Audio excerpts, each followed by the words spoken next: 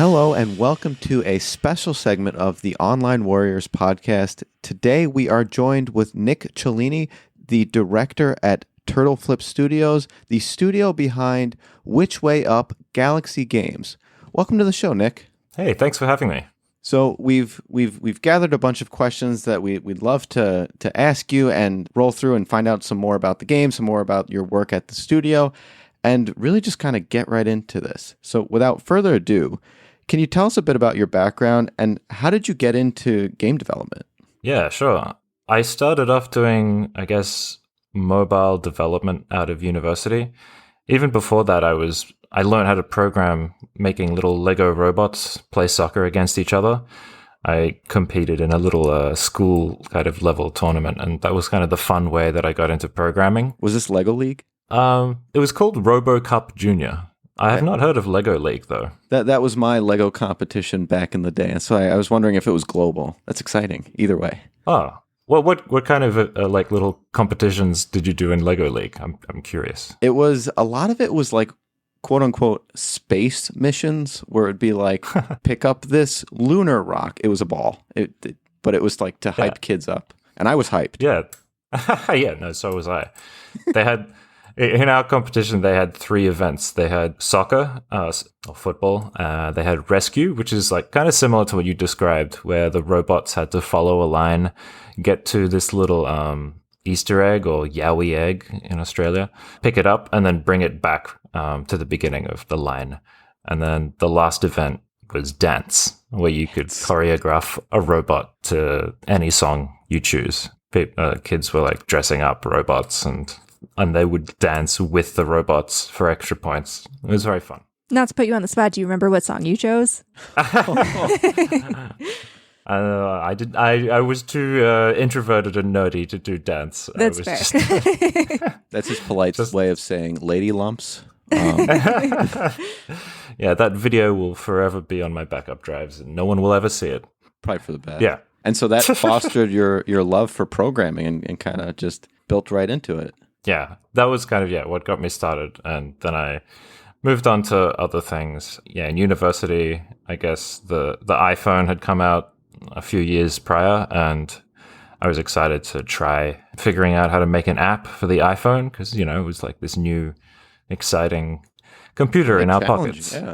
Yeah, and so I did computer science at uni, but I kind of learnt how to do that app development on my own. And through that, I kind of got a few other jobs making some other apps. And I kind of developed this interest for user experience and UI. So like the design of the interface and how people use it. And I was kind of doing that throughout everything that I was kind of experimenting with. And I think that kind of led me to want to prototype games and stuff in Unity. Because I had a bunch of friends who were into game development, and I started going to this community event in Sydney, Australia, called Beer and Pixels. And at this event, all these game developers in the local area would bring their laptops, bring their games, and kind of set them up, and everyone would play each other's games and give feedback, and use it as kind of a platform for testing and improving their work. So I think through that community is how I've kind of grown in that space and in that mind frame of developing games. Mm-hmm. I mean, before you got into kind of jumping into creating app games and your own games, were you a big gamer? I know you said that your friends were gamers and started developing games as well, but did you play a lot of games when you were a kid, aside from obviously the Lego coding stuff? And if you did, like, what were some of your favorite games that kind of inspired you to foster that love of gaming? Yeah, that's a good point. I always forget to mention that. I guess I was a bit maybe shielded from my parents from games a lot. So a lot of my gaming would kind of be this forbidden fruit that I would do at my friends' places. But yeah, I remember I have these memories from when I was very young of like my brother getting a Game Boy, one of those early clear Game Boys, and I would try to kind of borrow / steal it from him to play games whenever I could. But for some reason, I never got one. I think just because I was younger than him and they didn't want me playing. And I think eventually we got an N64, but was really hard to get any game on there. Like I really had to convince, like plead the case that it wasn't violent or something like that. So a lot of my kind of exciting experiences early on, I was kind of playing at friends' houses, and I did have some really nice friendships that kind of grew through connecting with friends at school through certain video games. Like 2 or 3 of my best friends were through WoW, World of Warcraft, through just GameCube games. I think for another friend of mine and I eventually got a GameCube, and we would kind of play Mario Kart Double Dash. We'd play Super Mario Sunshine together, just one of us watching. We both had Tony Hawk. I think that's how the whole friendship got started. So I kind of turned into a bit of a Nintendo fanboy, I would say. And I really loved the GameCube. It was one of my favorites. So loving the comment of Nintendo fanboy kind of rolls pretty nicely into this next question. So Nintendo is famous for, I guess, party style games, and Which Way Up is very much that. And so how did the concept for Which Way Up first come together? Was it a solo idea or something the team at Turtle Flip brainstormed collectively? And was, like I said, was these party games like Mario Party part of the inspiration? Yeah, it was. Which Way Up was very much inspired by Super Mario Galaxy, I would say, first and foremost. It started from a prototype that I just kind of wanted to try to see if I could program a little kind of experiment of gravity, because I had watched this YouTube video from this developer, or I think programmer, who kind of looked into the source code of, I think they look into source code of various games, and they had a video looking into how the gravity worked in Mario Galaxy. And yeah, I got super excited about that for some reason, because Mario Galaxy is and has been one of my favorite games for a while. I don't know what it is about it. It just seems like even though it's not designed to be kind of a sandbox, it feels like a sandbox, to like such a natural playground. Mm-hmm. I just feel so compelled to jump around and just see what happens, I guess. And yeah, I don't know. It's just the feeling that you get from the controls just feels so immersive to me somehow. But yeah, I've kind of, it intrigued me for a while. So I think that's what led me to lean into that, to see how I could play around with the feeling of that game and what could come out of it. So the first prototype was just me making that in 2D, because I think a lot of one thing that I think Mario Galaxy suffers from is just that it can get a little bit difficult to control, and the camera kind of moving around all over the place, animating from place to place, and it being in 3D, it can be tricky and almost like nauseating sometimes when you're kind of... Playing through Which Way Up, the fact that it's 2D side scroll and your camera is just scrolling along, that's honestly, and it's so funny that you said that. It's one of the things I thought of is the choice to go 2D for this game. It plays very nicely, because when you're holding down the jump to dwell your gravity jump, or you're getting pulled to an object, especially when you're switching from right side up to upside down, the 2D was an excellent choice for this, because it could definitely get like disorienting.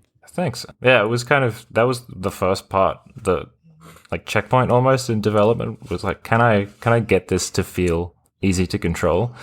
And figuring out the control style of just kind of pointing where you want to go and the character will just go there for you was, I guess, not as easy as you might expect. I started just kind of figuring out, if I just hold right, should I just keep running around the planet? It's kind of like you start from a 2D platformer and left is left and right is right. So yeah, there was this weird mapping between your brain and where you needed to go. But eventually I tried this control style, which is, I kind of was almost inspired by Halo, I would say. Like the vehicles in Halo, when you're controlling a vehicle, you basically point forward to make the vehicle go forward, or you point a little bit to the left and forward, and then the vehicle will just steer there. And even if there's kind of drift or whatever, the vehicle will kind of do its thing and eventually go in the direction you tell it to. And that's, I guess, the theory behind our controller. You just kind of hope for the best, point in the direction you want to go, jump when you feel like you need to, and everything should kind of end up going well. No, I mean, we've talked a lot about, gravity and the physics. What were some of those biggest challenges in, programming the physics so that it felt right to you as you were developing the game? Especially because you have a lot of, multiple gravity fields in some of the mini games where there's multiple bodies that can pull you in different directions. How did you kind of like hone that in and make that feel as good as it does in the game? Yeah, that was actually pretty tricky. It continues to be tricky, to be honest. And the end result, I would, of all the mini games, because there are a few different types. Not only do we have platforming, but like you mentioned, I think that there's kind of a golf mini game. Mm-hmm. There's almost like a soccer inspired one, and another one where you're kind of you're in these bubbles, which we kind of think of as vehicles, and you're just orbiting around a star. So there are a few different kind of contexts in which gravity is being used, and we kind of have had to hone them specifically for each minigame, which was challenging sometimes because if they're connected in the code, then changing one thing might change something else in a different minigame. So that was certainly a bit of a learning experience there. So do you have unique, I guess, gravity functions for each minigame? Not a lot of them. So a lot of the platforming, like where you're just jumping from planet to planet, those are the same. But for the player controller, you're saying? Yeah, no, the player controller, it's the same. But sometimes what we do is make the planets have unique gravity kind of... Yeah, so some planets, especially in golf, so golf is a unique one, and the gravity curve, like how much a gravitational body would get pulled towards the ground, how strong that pull is different to the player controller. So the golf ball falls differently to a player, obviously, and that's similar to the bombs in the minigame called Gravipult. Yeah, so... But mostly, like, the players have a similar feel. It's just that some bodies might pull you more or less. Most of them in most minigames are the same, but the differences come in, like, how close or far apart certain bodies are to each other. And yeah, that was a tricky part, I guess, like you alluded to, kind of figuring out not necessarily what was accurate in terms of science or physics, but what was more fun, I guess. So you're telling me you don't have the gravitational pull equation for each planet? Is that what I'm hearing? In the end, no. It kind of like I just have a curve. So it's like a definition of, like, if you look up the gravitational equation, there's a curve that describes radius, it. Basically. Yeah. But it's like really sharp. Like the closer you get to the planet, there's a lot more gravity. So like I didn't use that exact line, obviously, because it wouldn't make sense at these scales either. So like I just defined this line, which I could kind of design visually. So I could kind of change these little handles, like a little Bezier curve, so that it felt right at the right points. And it's also tricky because it's not only the distance away from a planet that it would affect, but you kind of have to sometimes measure the relative distances between multiple planets.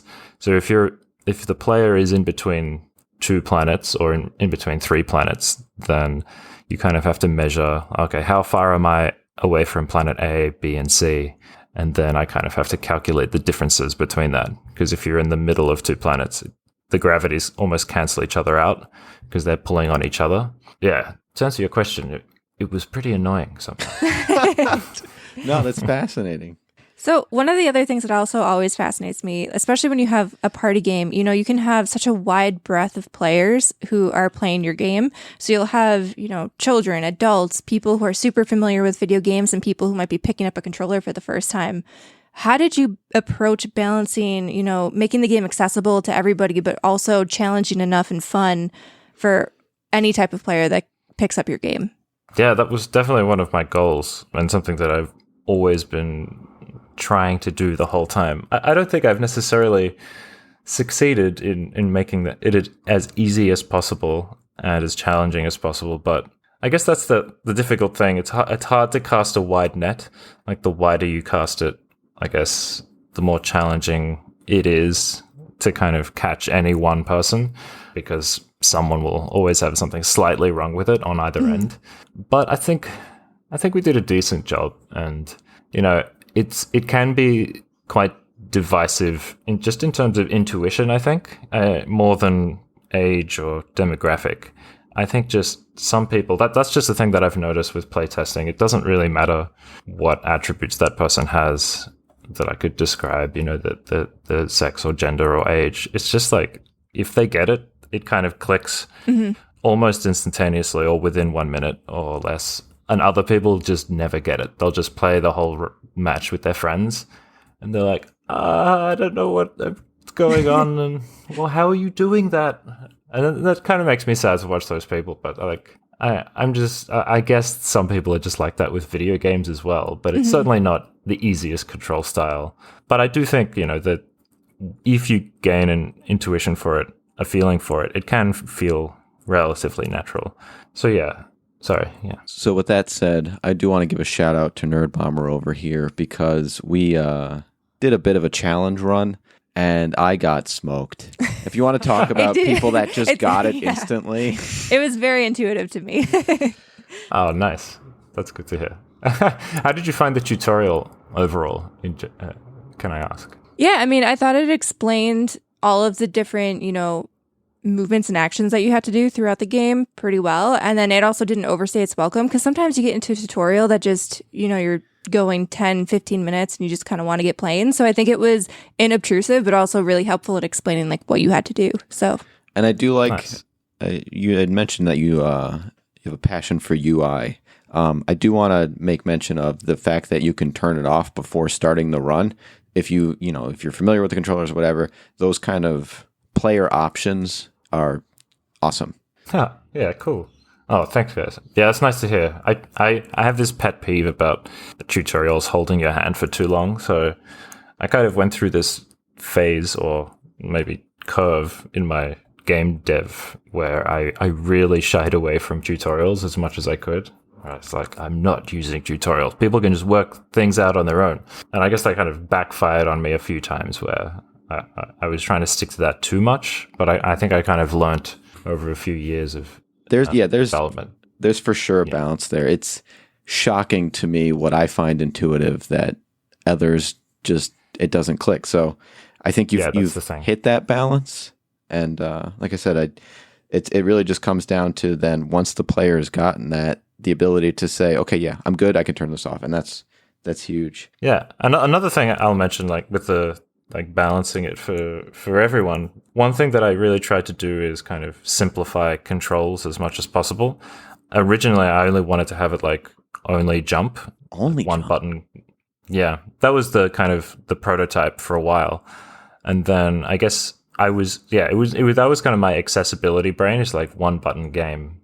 But obviously, I think it was missing something. A lot of people kind of felt like they needed to be interacting with other players. And yeah, looking back, that was an obvious thing that I missed, and I think it definitely needed that. And I actually, the first ability I programmed into the game was a ground pound because of my kind of love of Banjo-Kazooie and other Nintendo games. Mm-hmm. The ground pound was the first, and it was all kind of based off the first few mini games that I designed.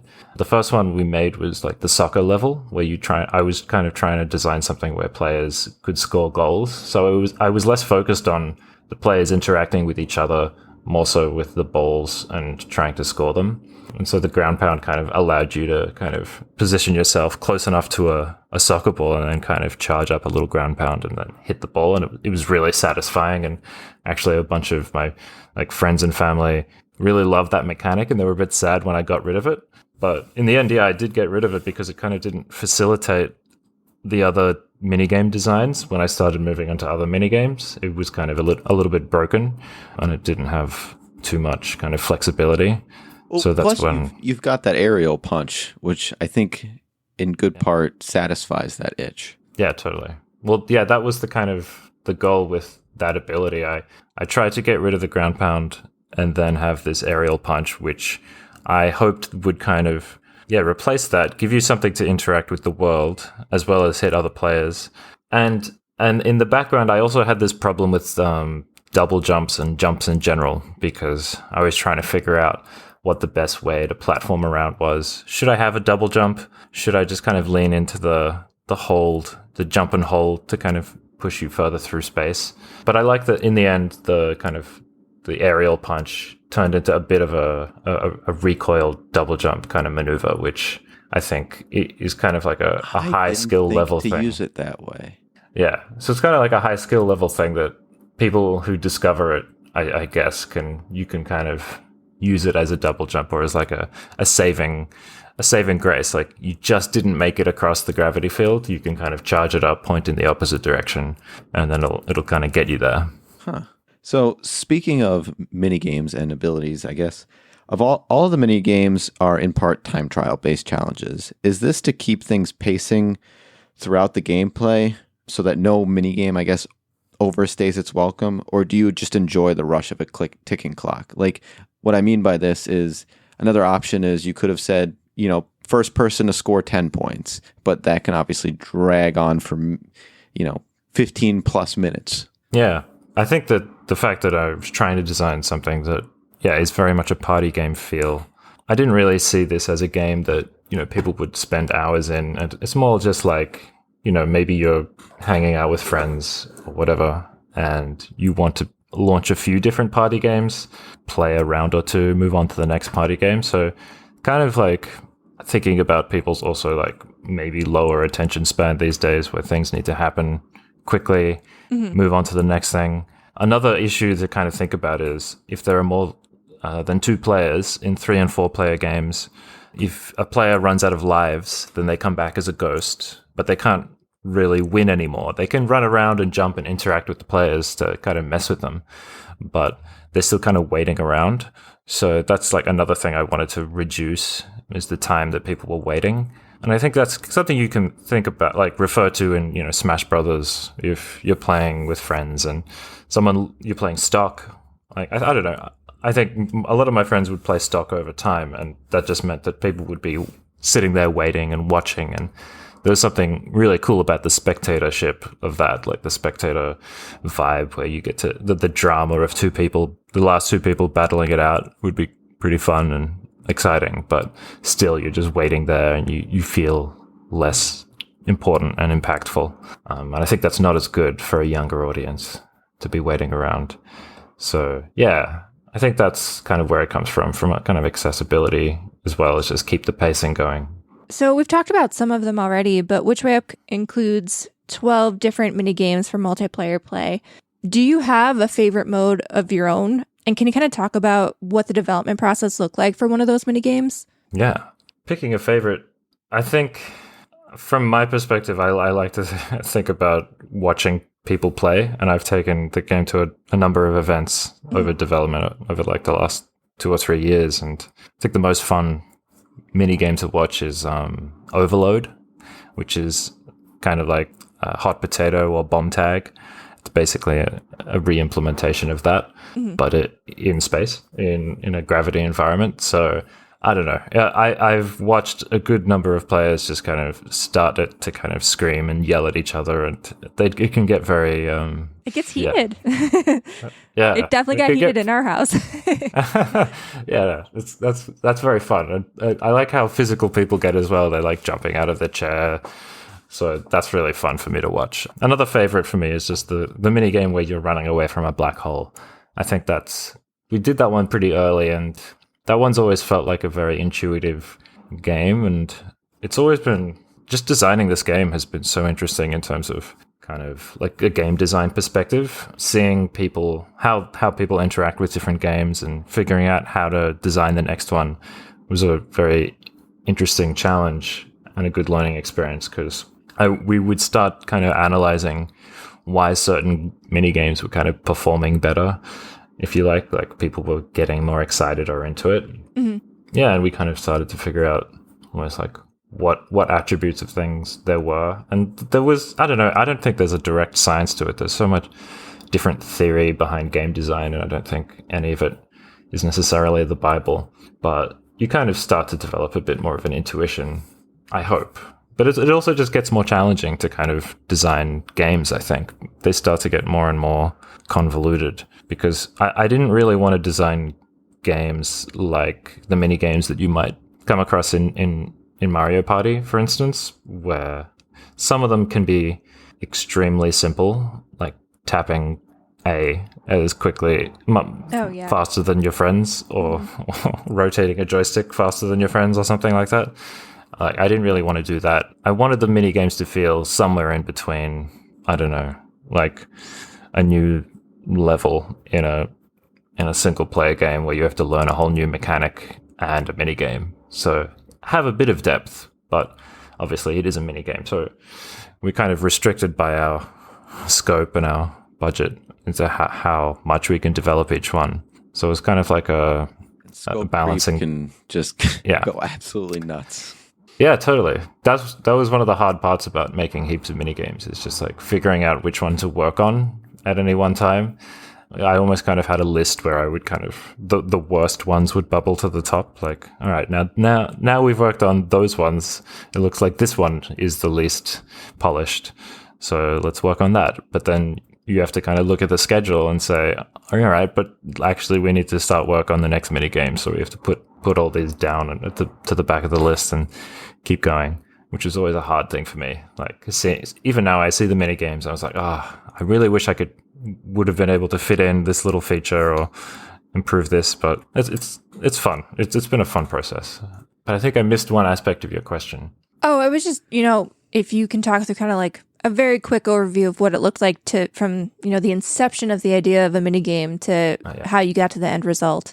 Yeah. The first, I think it was much easier to create the mini games at the beginning. I always try to come back to the core concept of gravity, like, because that is the core mechanic of the game. And the other question I would ask is, can this mini game be played as a single player experience? And if it is purely that, then I should kind of try not to design something with that in mind, try to leave that behind. So we kind of had a few questions and constraints that we started to develop as to how we could, come up with a few mini games, and we ended up having like almost like a spreadsheet of, I think it ended up being something like around 30-ish minigame ideas, and we created a few columns to kind of rank them in terms of which ones we should work on or prototype.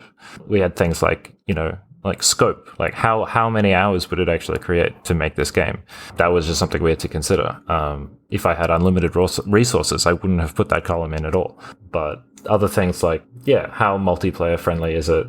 Is it kind of fast paced or not? What's the difficulty spread like? Will it be easy for all player skill levels? Mm-hmm. Different things like that. And we ended up kind of ranking them, and then we would just choose the one that we thought would work best. Also kind of uniqueness, actually. Uniqueness was a big one. Is this minigame, if it comes after, any other minigame, is it going to feel like a unique experience, or is it just like the same kind of thing? And it would, the process would just be like starting to kind of design or prototype the core mechanic of each minigame, testing it amongst ourselves, and we would set ourselves a milestone to take it to this event that I mentioned to you, called Beer and Pixels, kind of like a playtesting event. And that would be like almost like a monthly or a 2-monthly goal to kind of get a mini game up and running, take it to an event, and then see how it plays. And you bring it back and make changes, game design changes, fix bugs, and then take it to another event, and then probably like start the next mini game in parallel. So we kind of always had 2 mini games at least running at the same time, depending on how many people were working on stuff at the same time. So you had kind of alluded to you'd play a mini game and you'd be like, I wish I could have added that feature. If you had unlimited time budget, what wild feature or mode would you add to Which Way Is Up that we don't get to see right now? I originally wanted the game to be a co-op adventure game, to be honest. Oh, please? I mean, it's not too late if you stick to local co-op only. I mean, that's always been like my favorite genre, and I've been having a blast catching up on It Takes Two with my partner, and we're excited to finish that and then play Split Fiction. But you will not be disappointed. Those are both, I mean, Split Fiction was fantastic as well. So you have a bright spot of gaming in your future too. Also look out for Easter eggs from Split Fiction to It Takes Two. They're in there. I've seen a few of those online. I've been trying not to have them spoiled, but I keep thinking that It Takes Two is about to end, but it just keeps going. I'm like, how long is this game?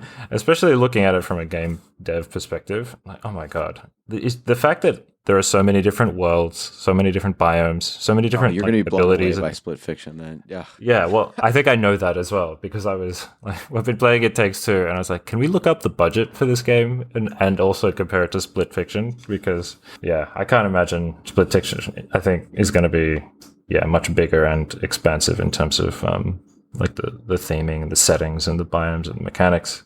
Crazy. I honestly don't know how they made those games. It seems like so much work. But yeah, what was I saying? Yeah, I love that genre. And yeah, that's originally what I wanted to make. But I kind of took a step back just because this is like but the biggest game that I've made. And I haven't really made that many games yet or directed them. So I was lucky because I got a grant from the Australian government to help me fund making this game. So I was able to kind of hire a very small team for a short period of time during dev. And that kind of got me a good way close to the end of development. And yeah, so the fact that it was a bit bigger was a really great experience for me.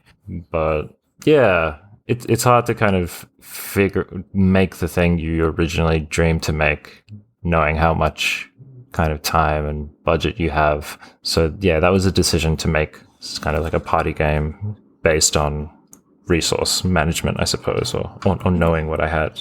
But yeah, I still love kind of party games. And another big inspiration for me was a good friend of mine made the game Boomerang Fu, if you've heard that. Oh, yeah. I've heard of that. And I actually did a few level designs on that game with him. Like, I think I did something close to half of the level designs in the base game.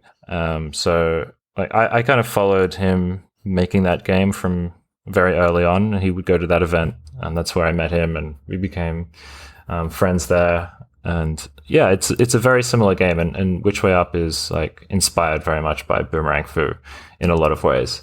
So I think a lot of me kind of got attached to the romance of making a party game and taking it to events, and party games or local multiplayer games tend to do very well at live events like, you know, a PAX or some sort of gaming expo, compared to single player games. You know, they might attract a bit of a crowd and people make noise and talk to each other. So I think I like that aspect of it very much. So I think that's why I moved towards making a game like that as well. So now, obviously, the game is out in the world. People are playing it. You're seeing some positive reception. At least I've been seeing positive reception. We had positive reception to it. I mean, the characters are super cute. I feel like there's people getting attached to the characters.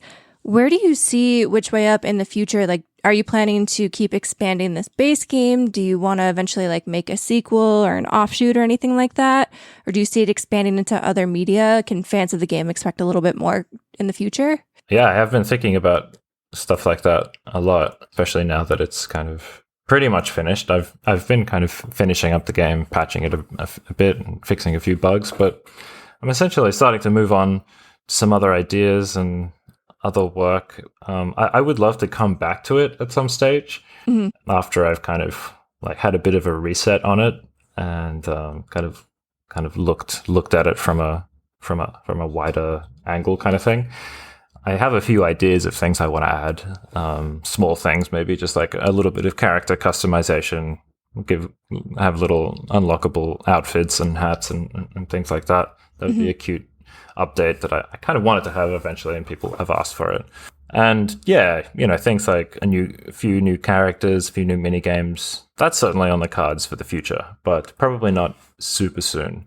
Something that I'm a bit more excited about is prototyping a few other ideas in the same universe. So like with the same characters, but very different genres. So I'm starting to think about a little single player idea in kind of a space setting, but it's just very different. It's kind of like Are they about to jump to the 3D realm?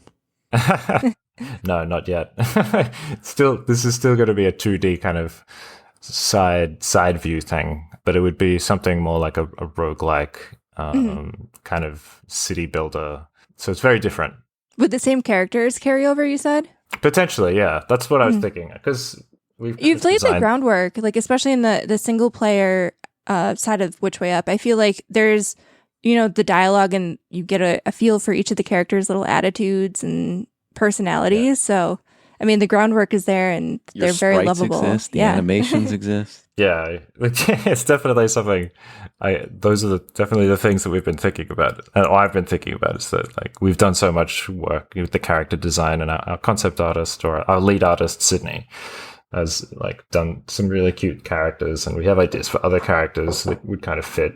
I was kind of very much inspired by Steven Universe and like Adventure Time, also Steven Universe, and I have ideas for the kind of evolutions of the characters, almost like the backstory that the person who wrote the dialogue and I kind of went too deep into potential backstories and kind of had these ideas that these creatures are almost like the characters are like little energy elements, like there are actually heaps of them out in the universe, and these are just little instances of them. And we had the idea that maybe they would be able to, like, a lot of sparks would kind of combine to make kind of a mid-level, almost like an evolution of a Pokemon. So I was thinking maybe that could be a character in another game. It's kind of like Spark, but Just evolved. don't go the Digimon route where all of a sudden it's just strapped with guns. Yeah, no, I probably won't do that. I love the cute aspect, and I'm actually thinking of maybe experimenting with a bit of pixel art, like take these characters into a pixel art universe and see how they look. A lot of them, just for what it's worth, if you've played the Paper Mario game, they reminded me of the little star guys in that game. Do you know what I'm talking about? I think so, yeah. I can't remember it off the top of my head, but I have played Paper Mario ages ago, back in the GameCube days. So just to sort of put a bow on and wrap this up, we've taken so much of your time and you've been fantastic, but I can gush for hours, trust me. But that said, what advice would you give an aspiring developer with a wild idea and no clue where to start? Yeah, it's a big question. I guess it's different depending on, I think, what you enjoy doing, or what you enjoy making, and maybe what your strengths are. I guess I would say, yeah, find out what you enjoy, what you're passionate about, like what aspect of game design is. If you love, 3D modeling, animation, if you love programming, if you love sound, whatever that kind of aspect is, maybe you don't know what it is yet. And I would say maybe just play around and figure out what you have an intuition for or what you get excited about. One big part of challenging thing about game design or game development, I think, especially as an indie dev, in Australia especially, I think, because it's pretty tricky to find jobs out here for game dev, is like you just need a lot of motivation of your own kind of self. To learn everything. Well, yeah, there's that, but also just to kind of push on a project that you're not necessarily getting paid for because it's all just on your own time. And yeah, that's a difficult aspect, especially if you don't know if it's going to go anywhere. So you really have to enjoy the process, I think, and not necessarily worry about how well it's going to do or anything like that. Yeah, so I think that's the first thing. It's like find an aspect of game dev that you would enjoy no matter of the outcome. So yeah, and I guess the second part advice that I would give is like finding people in communities that are close to you who also are passionate about developing games. I think that the event that I went to that I mentioned, I think was quite important for me to kind of, I don't know, stoke some kind of fire inside me to show up, I guess, like to make something and bring it and like to connect with people there and to build teams and to build a network. I guess as people who might enjoy games, I can only speak from my own experience probably, but I've been pretty introverted when I was young, and like I've kind of tried to get past that a lot, and going to events or even socializing interviewing with online. strangers. Yeah, totally. Doing interviews is it's really hard, and you kind of have to learn these skills as an introvert, I think. Maybe not like specifically like reading textbooks or anything. We're just practicing and like just diving in sometimes. And it's easy to talk about things to people when you love what you're talking about. And if you love games, then it's so much easier to do that. So yeah, I think those are, my two pieces of advice is like, the motivation aspect, and then like widen your game developer community, meet other people who want to make games, and maybe like try to make something with them. try to do a game jam. If you don't know what a game jam is, then I would look into that, because that certainly helps ideas kind of pop out of your head, and maybe that will inspire you to the amount interesting. The amount of indie games that have spun off of game jams is incredible. So I second that notion. Yeah, it's a very interesting theory. I'm very interested in why and how game jams actually spawn off great ideas. I think there's a lot in kind of how it makes you think about something very specific, like constrains you. So you're like forced to be creative and weird and unusual. But if you have no constraints, you just like, well, I want to make a game. What should the game be? Games are fun. What are games I know? I'll make that. It's so much harder to be creative when you're kind of not, constrained. And so without game jams, you kind of almost have to force yourself to be constrained. And that, involves a bit of marketing think, like what are the games that would be successful now, but also kind of like what would be unique. It's hard. Absolutely. Thank you so much, Nick, for interviewing with us. Be sure to check out Which Way Up Galaxy Games. It's available on Steam. It's available on Nintendo Switch. It is a fun party game package, and like I said, Nerd Bomber and I absolutely enjoyed it, so check it out for yourselves. Any final words for the folks at home? Thanks so much for having me. No, it's been really fun. I really appreciate your questions and your thoughts and like playing the game. So thanks so much, guys. Yeah, absolutely. All right, so we're going to head into our break now, and we'll talk at you after the ad break. Hey, welcome to the Last Comic Shop Podcast, a comic book podcast that actually talks about comics. Yep, each week we open the shop up and read and discuss a comic. Sometimes we pair that up with comic book movies or TV shows. Or not. Lots of times it's just comic books and sound effects. Oh, yes, definitely lots of sound effects.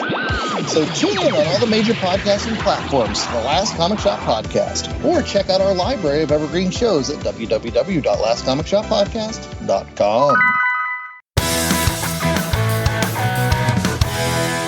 Guys, my insides are burning. This is a little TMI, but we had this pizza a few days ago. We got it out. And so Tactic and I made this mistake where sometimes we like to split food, and like we'll go when we play volleyball at the bar that we go to, we'll split a chicken finger sub because it's like the price of one person's meal and it's a big enough sub where we can split it. So we did that with this pizza.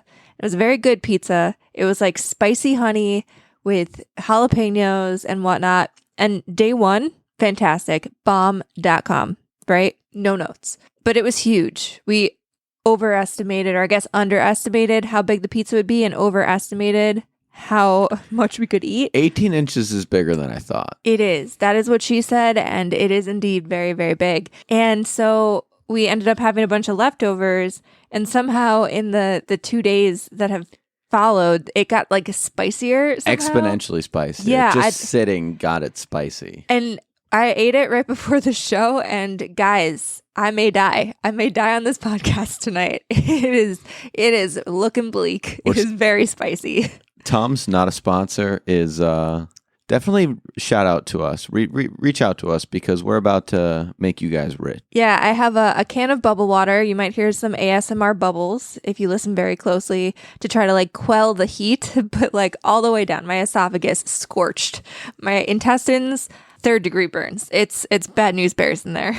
Yeah, I don't know why it's not hitting me, but I'm kind of impressed, honestly. His nose was running. His nose was running the entire like you time were he like, ate this. gotta go.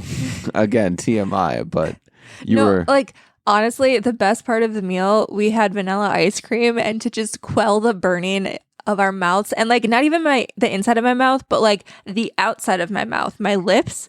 Horrible, just tingling, spicy, and I was just like basically throwing ice cream on my face. It was horrible. Actually, this is kind of a sidebar because I will say yes, the ice cream was the peak part of this meal. It really was. Mainly because the bar was set at not torture. However, I want to know, just listeners, please weigh in on this one.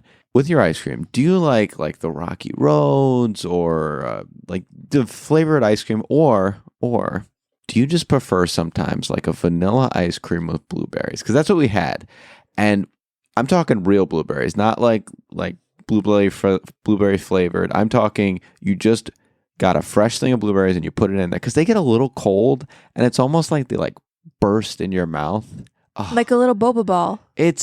Listen, vanilla I ice love cream boba and blueberries. It's other fruit like raspberries. I think sucks in like fresh fruit in vanilla ice cream. But raspberries get really like mushy. Blackberries are pretty good, but you don't like blackberries with ice cream. I think the flavors combat, but blueberries are just subtle enough to give you that nice little blueberries and ice cream, man. That is my episode tangent. Blueberries and ice cream is peak, and maybe strawberries. I'll take you one further, and I will say I love me flavored ice creams, but to have in your fridge or freezer rather at all times, vanilla is so versatile. You can put like peanut butter in there. Now you have peanut butter ice cream. You can put blueberries. You can put anything. You could put hot chocolate or chocolate syrup. I'm trying to think of weird things you can throw in there, but you can literally throw anything in vanilla ice cream and make it work. It's so versatile. We currently have 2 containers of it. One's like a Pizzazzle Dazzle flavor. We have a Pizzazzle Dazzle We flavor? do. I don't care I'm over it. Like that's my problem with flavored ice creams is like it's like this fun, unique flavor and then I'm just over it. You didn't even know we have it because I refuse to whip it out. 18 inches. And we've come full circle. But Circle back to the spicy pizza. Yeah, dairy products, when you have burning mouth, dairy products, it's where it's at. So we're not going to talk about not being able to measure or spicy food or even just quenching the spice. In today's episode, it is a movie-packed episode. And TV. There was some excellent announcements at Tadam, and there was some general TV movie announcements just overall in the ether. So I kind of don't want to give teasers, and I just want to roll into each movie, if that's cool. And TV. Yeah, go for it. Okay. So then I'm gonna just go back and forth between what I thought was hot and what I thought was not. And I'm gonna start with what I thought was hot, and that was the Smoke TV show coming to Apple TV. This was not part of Tadam, obviously, because that was specific to Netflix. But let me tell you, Smoke, again, Apple TV, just banger after banger. I cannot stress this enough. And this show will be releasing the first episode on June 27th, 2025. So pretty soon. So get hyped. And this is made by, quote, the same mind that brought to you Blackbird.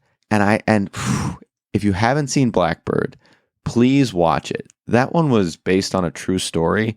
And that story, so it had that like, I want to see how this goes down. I can't believe this is real effect to it. This show is based on a book, so it's not going to have that same effect, but it did have a strong dramatic appeal to it. Taron Egerton is also in it, and like I said, in Blackbird, he was fantastic. And any dramatic roles that he's in, I absolutely love. So what the plot of this is basically is there is a serial pyromaniac on the loose, burning down building after building after building. And he seems to be the lead investigator, but he's like investigating it alone. So already it's kind of sus. And then the FBI was pulled in to help with the investigation. And it appears that he is actually the suspect.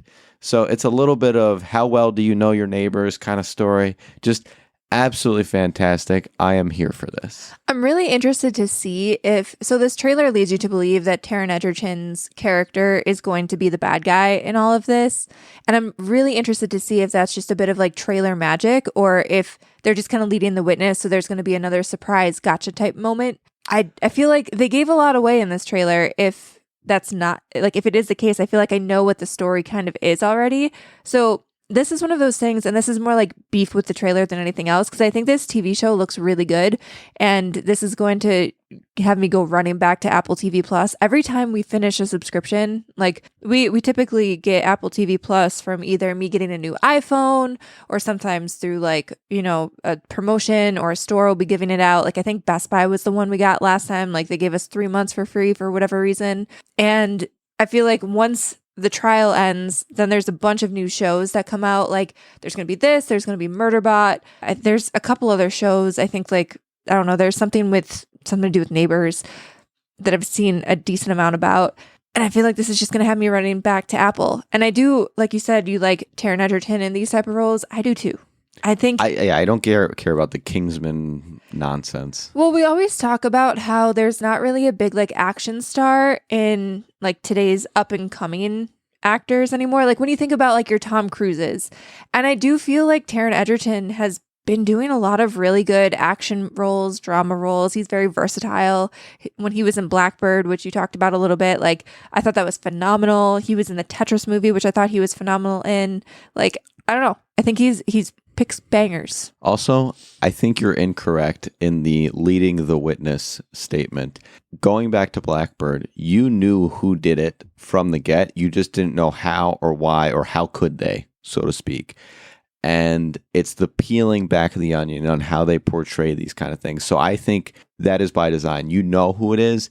You just don't understand how or why or how could they, because they're going to make you fall in love. His character is Dave Goodson. They're going to make you fall in love with Dave Goodson. And you're going to be asking yourself, why, Dave? Why? By design. And I will bet you a milkshake on this. I feel like there's going to be a surprise. I really do. I feel like maybe it's going to be his wife. That's going to be, I'm going to put my bet on that. I think it's not going to be him. That is an amazing twist. I feel like there's got to be a twist. They can't give it all away in the trailer. Like I know what you're saying. I get what you're saying, but one was based on a true story and this is not. So I feel like they have to take some creative liberty here and give us a twist because I don't know. That would be, I got to give you some credit there because it's going to be, oh, what do you mean? I have an alibi, this, and this with my wife, that, and that with my wife. And then all of a sudden there's going to be that light bulb. Oh man, I really hope you're wrong, but I also really hope you're right. Well, especially too, there's a scene in this trailer where the FBI detective asks whom I'm assuming is Taron Egerton's character's wife, like, how would you feel if I, accused your husband of a crime? And if you think about it, as the wife, then you could be like, oh my God, I could totally see it. And then you'd be like, here, I started the fire. Or it puts her in a moral quandary of, do I let him take the fall or do I come forward? Dude, you should write this show. I'm in my creative era right now. I've got a lot of creative juices flowing. Honestly, write that down. If they don't do it, somebody should. Wink. I'll make wink. Smoke the alternate version. Call it Ashes. Oh, okay. We're spitballing here. I like this. It's Smoke knockoff. You're the grocery store brand version of Smoke. And I mean that in a good way. Yeah, because don't get me wrong. Store brands can be just as good. That's our major takeaway of this trailer, folks. Store brands, just as good. Get your subscription re-upped. The first episode drops June 27th, 2025. Let's go. And with that, as I said, the ebbs and flows of life. I'm going to roll into the next trailer, which was Good Fortune. This is a movie starring Aziz Ansari and a number of other cast and crew. Seth Rogen, Keke Palmer, Sandra Oh, notably Keanu Reeves. This movie drops October 17th, 2025. And guys, this looks bad. Really? I thought this could be funny. So the gist of this is that Keanu Reeves is a guardian angel who normally his task in life is to stop people from texting and driving and getting into accidents. And somehow he finds himself Aziz Ansari's character's guardian angel. And it's basically like he's a knockoff guardian angel. And by the way, notably, he has smaller wings than the other guardian angels. I honestly didn't catch that, but good call. But yeah, then it seems like he's just accompanying Aziz Ansari in his life. And somehow Seth Rogen is there. I don't know if it's in Seth Rogen capacity or Seth Rogen playing a character. But yeah, it seems like Keanu Reeves' angel character goes on a little bit of a bender or something like that. You see him dancing. He's ingrained himself into society. So I don't know. I think this could be funny. I feel like this is... I hesitate to call this a stoner movie, but this definitely gives kind of stoner movie vibes. This feels more Bill and Ted than Bill and Ted, that remake that came out. Because if you saw their second adventure, there was Angel and Grim Reaper vibes and all that other stuff. And this feels more that than that. And I got to say, that one wasn't good. And the first one was timeless. It was a classic, and they should have stopped there. Second one, not great. And this is giving me those. I'm notably getting flashbacks, and that's why I'm if it's fine, if it's a stoner movie, if it's a good time, I'm here for it. But just the overall quality and just cheap laughs in the trailer, it didn't get me going. maybe a second trailer will drop and I can get excited for it. But I don't know. It just looks kind of like cheesy. You know what this would be really great for, but the release date doesn't. The drive-in theater. Yes, this would be a perfect drive-in movie comedy. I feel like that should be my stamp of approval. Like if you're a theater movie, you're like an A+. If you're a drive-in movie, that's like a no, middle. There's tiers. There's drive-in movie and then there's drive-in movie with friends. This is drive-in movie with friends. Yes, this is with friends and some cold beverages in a cooler in the back of the truck. Nobody is taking it seriously. If someone is talking over this movie, I don't mind. That's where I'll agree with you. It has to be that third tier because you can have top tier movies at the drive-in theater. Oh, then I get mad though. If people talk through that, I get really mad. I actually don't like going with other people for those. But this hey, I missed half the movie, no big deal. All right. That is where I'll see it. But that's not a good take. That's like a 55 on Rotten Tomatoes. But okay, so the cast though, like Seth Rogen, Aziz Ansari, Keke Palmer, Sandra Oh, like Keanu Reeves aside, set him aside for a second. Those four alone, I would go see a movie with them. Weird take. I think this movie would do better without Keanu Reeves. You think? I do.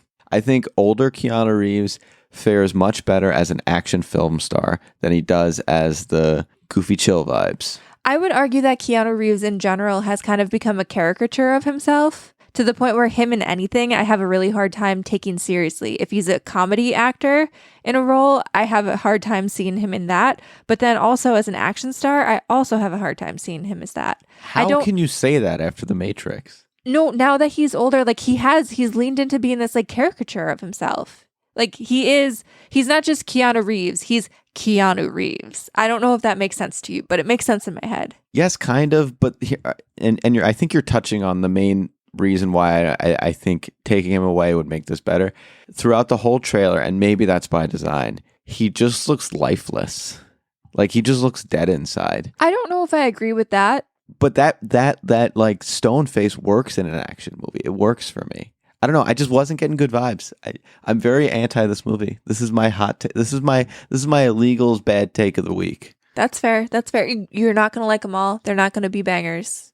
Like I don't think this is gonna be a great movie. I have to put that out there. I think it could be fun. I don't think it's gonna be a great movie. I think it's gonna be something that we watch and it will go by in like an hour and a half. It'll be like that was a movie we watched. So let me ask you just one step further. Is there a world, and we haven't even talked about this artist yet, where Aziz doesn't grate on you? Yeah, this movie. I think so. Because even in like Parks and Recs, he was fun as like the one-liner, but then you had to get rid of them. And if he's going to be the main person, it's just going to be the standard. Oh no, kind of the Kevin Hart of it all. There was a show, Master of None. Did we try to watch that? I can't remember. We did not. We tried like one episode and then stopped. I feel like we could have been okay. Like I feel like he could have been okay with that. I don't know.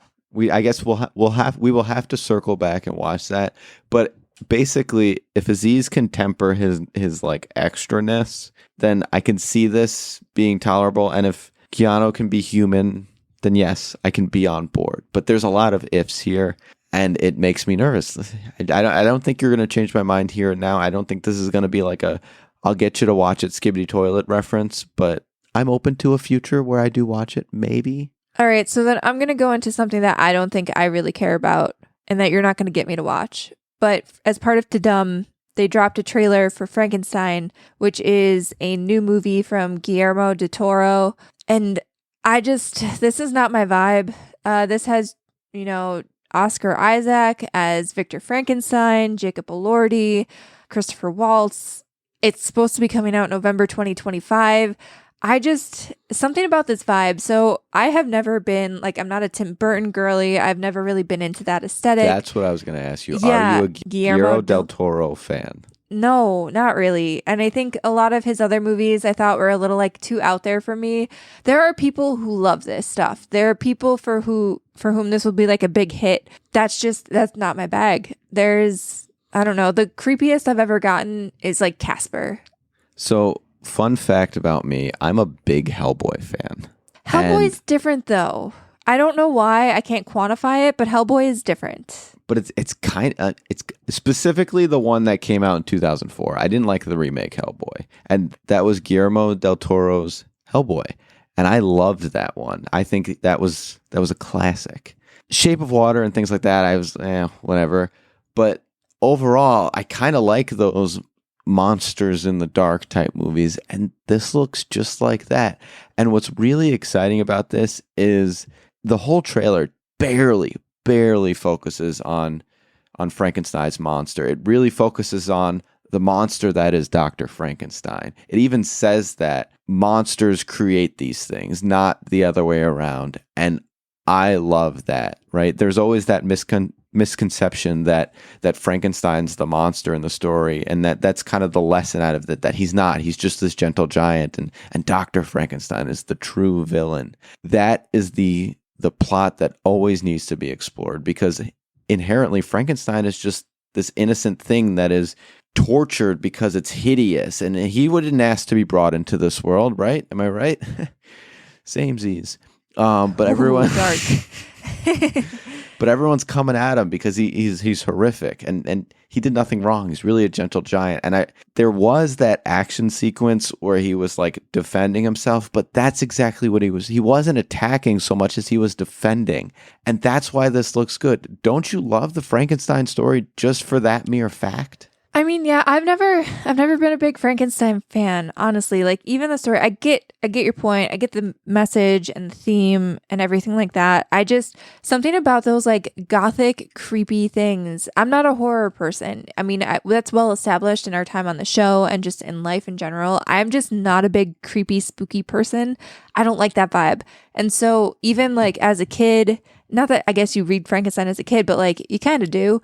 I did not dig it. I just didn't like it. Did you watch like Underworld or Van Helsing or any of those movies? No, I did not, actually. Really? Not even Hugh Jackman turns into a puppy? No, I think You love both of those things. the most that I've ever really gotten into like the creepy side of things is like zombie stuff. And even that, it's not for the zombies. It's for the like survivor drama that goes around the zombies. Like, I could give two shits about the zombies and like The Walking Dead. The Last of Us is interesting because the whole like cordyceps thing, like from a scientific perspective, which not that any fictional zombie is like scientific, but like I find that very fascinating just from like what the method and organism of zombification is in that, because it's very different than like most standard zombie things. But like The Walking Dead, I had like, after a certain point, I didn't care about the zombies. I was more interested in like the setting up of civilization and the conflict and the drama and stuff, and like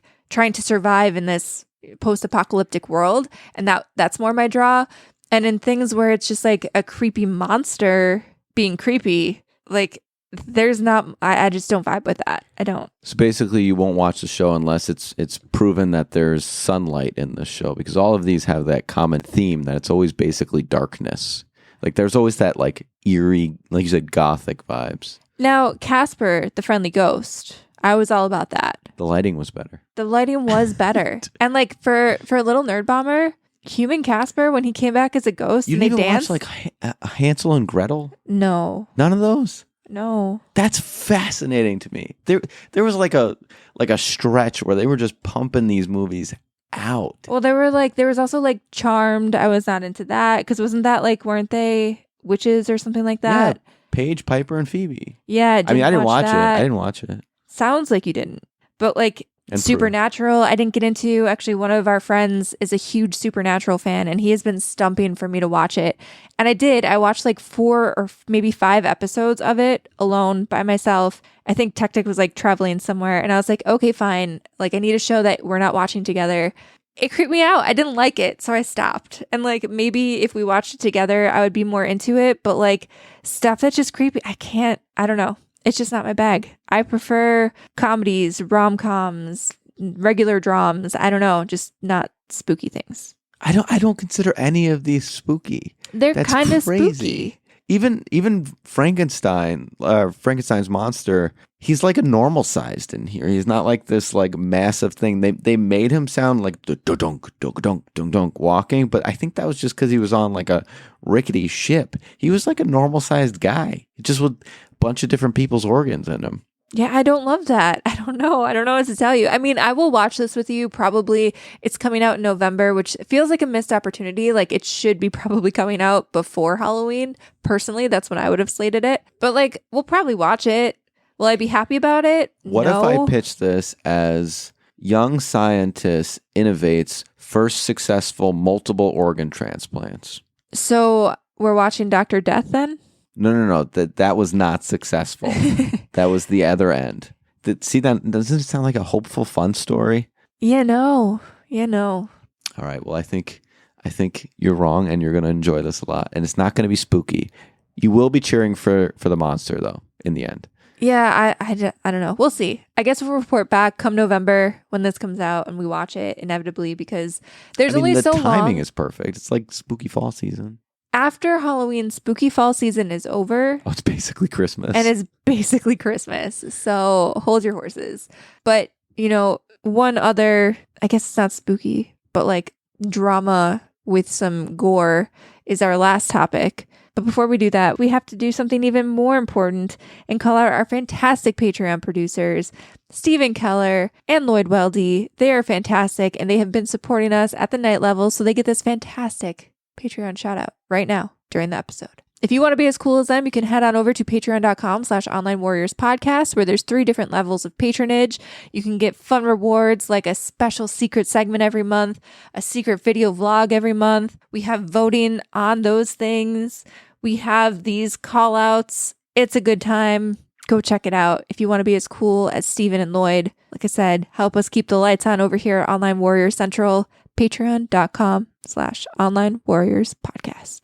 We're going to be talking about Gen V. So if you guys are not familiar with the Boys franchise and IP, there was a spin-off series called Gen V that came out that focused on a completely different group of characters, like obviously within the same world as the Boys, but it focused on a university for young soups to, learn how to harness their powers, learn how to become superheroes. And in my opinion, honestly, I think I enjoyed season 1 of Gen V better than the, preceding season of The Boys that had launched right before it. I thought it was really good. I wasn't sure that I would like it, especially because it was, focused on younger college kids in this world. And I thought maybe it would go a little bit into like a CW type feeling. It didn't at all. And I actually thought that it gave a lot of background and information into like the world of The Boys in general. It truly stayed true to the feel of what was The Boys anthology, I guess you'd call it. Yeah. I mean, like I said, I thought it was great. So we just recently got a trailer for season 2, which we've been waiting for very anxiously, and a little bit of spoilers, I guess, but based on this trailer, it looks like all of our favorite characters from season 1, even if they had been, captured, will be going back into Godolphin University. And instead of it being a school, now things have pivoted in the Boys universe, and they're going to be trained to be super soldiers. So this trailer saw them getting thrown into, fighting arenas, really amping up the use of their powers instead of, focusing on other things like, learning or how to market themselves. It really... Well, that's what I was going to say. If you remember in season 1, it was key on like your marketability, like basically your Instagram clout was right. your value. And so now there's a new headmaster and they are going full bore. They want these young soups to be soldiers and to use their powers to fight and basically exert power. And I think this is really interesting. I'm curious to see. So we are not caught up on The Boys yet. There's the final season that just came out. We have not watched that yet. We are planning to, obviously, but we're not caught up. And I'm very interested to see how this plays into The Boys universe and also how these characters who, if you remember going back to the first season of Gen V, they were kind of on the fence with where they stood about, how a superhero should conduct themselves and hold themselves in the world. Like some of them, kind of were like, I don't want to hold myself above the normies. And other people were like, no, we are superior and normies suck. And so we should really like embrace this power and be better than them. So I'm really interested to see how they're going to force the characters who are kind of like anti-violence and all of that into becoming super soldiers. What's really good about this show and what they continue to demonstrate is kind of the parallels of this to basically what is the X-Men, right? There's Magneto squads and there's Professor X's squad, and Professor X has the same ideologies where, we are with humans, we are not better than them, we're just here to help them. And then Magneto is, we're better than you, get out of our way, y'all suck, basically. And so seeing those parallels, right? Because the Boys is basically a realistic take on what life would be with superheroes. And so why wouldn't there be the same thing? And they're continuing to flush that out. And seeing this, like you said, Nerd Bomber, seeing this militarized pivot is just absolutely fascinating to me. And I think they are playing it exactly how it would in society if everyone was well versed on superheroes. Personally, obviously, the military would keep things under wraps and it wouldn't be so in the public eye, but that's because it started differently than with this, right? Because Vought is very a public company and does their thing. And so I couldn't be more excited about this season in summation. Yeah, so this season will be hitting Amazon this fall, I believe, and it will be coming out September 17th on Prime Video. So yeah, I'm very excited about this. And this week, unfortunately, it was kind of a lull of a weekend. So we are not going to do a What Are You Up To Wednesday because we've already had a interview-packed show. So we're going to wrap it up and we're going to say stay safe and keep on podcasting. Thanks again to Nick, and I hope you enjoyed the show.